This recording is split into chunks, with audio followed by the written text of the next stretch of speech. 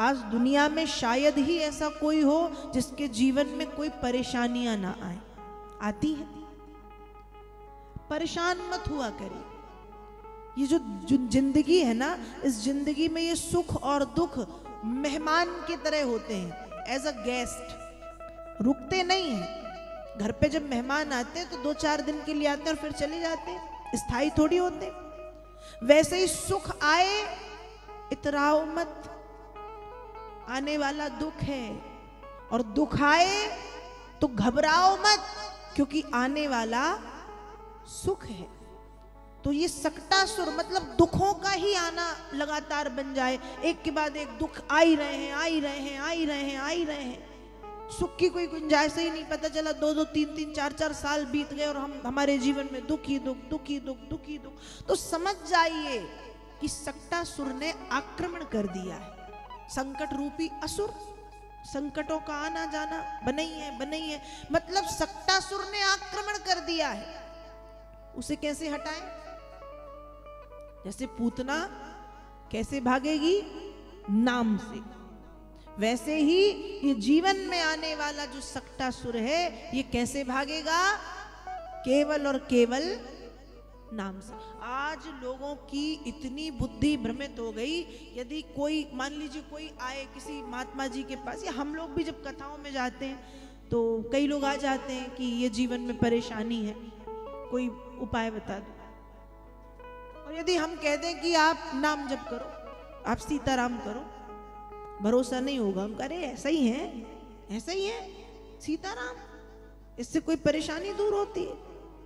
और यदि इसी को थोड़ा लंबा करके बता दें कि सुबह 4:36 पे उठना, फिर पहले पृथ्वी पे दाहिना पैर रखना, फिर बायां पैर रखना, फिर भी बाहर जाना, फिर ठंडे पानी से स्नान करना, फिर भीतर आना, फिर तुलसी जी तोड़ना, फिर उसमें उस तुलसी जी में चंदन के लेप को लगाना, फिर उस लेप को सालिग्राम के ऊपर चढ़ाना, या बाकी बिहारी को या राधा रानी को समर्पित करना।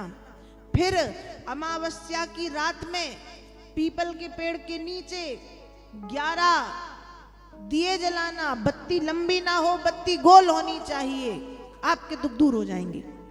यदि ये उपाय बताया जाए तो लोगों के दिमाग में जल्दी आता है कि भैया ये उपाय करेंगे। सब नहीं ऐसे होते, पर ज्यादातर ऐसे आज की दुनिया में लोग हैं जिनको छोटी सी चीज समझ में नहीं आती कि सीताराम, जिनको छोटी सी चीज, यहाँ कोई होंगे ऐसे वाले होंगे,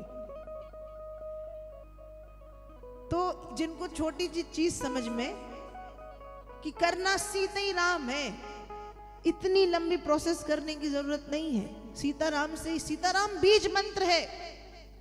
और मैंने कल आपसे कहा था ना, जब सब दरवाजों पर, दरबार पर, मंदिर पर, आश्रमों में, तीर्थों में, धामों में सिर पटक के थक जाओ तो बस भोलेनाथ, सब सही हो जाता है, सब सही हो जाता है। लेकिन इन सब चक्करों में मत भटको कि ऐसा फिर ऐसा फिर ऐसा।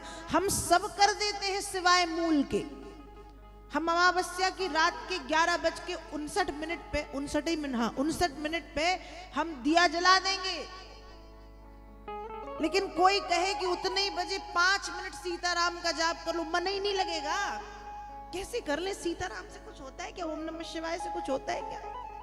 हम तो यही करेंगे उपाय, ठीक है, पर सोचिएगा जीवन में जो बार बार संकट विपत्तियां आती हैं, उनको समाप्त करने का बहुत लंबा चौड़ा उपाय नहीं है, एक सरलतम साधन है। और वो सरलतम साधन सिर्फ भगवान का नाम है। भगवान के नाम से बड़ा कुछ नहीं है।